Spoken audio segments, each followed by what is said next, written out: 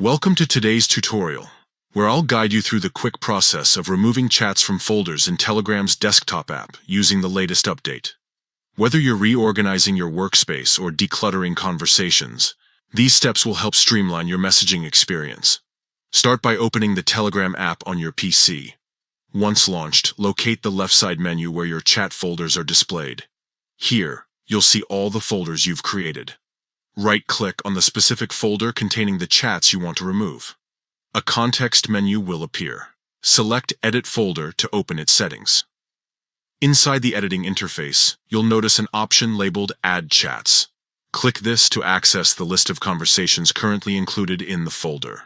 From here, you can review all the chats assigned to this section. To remove a chat, simply uncheck the box next to its name. This action excludes it from the folder, while keeping the conversation intact in your main chat list. Once you've deselected the chats you no longer need in this folder, click Save at the bottom of the window. A confirmation prompt will appear.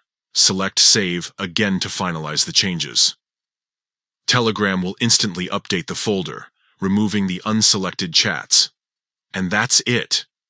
Your folder is now refined, showing only the conversations you want to prioritize.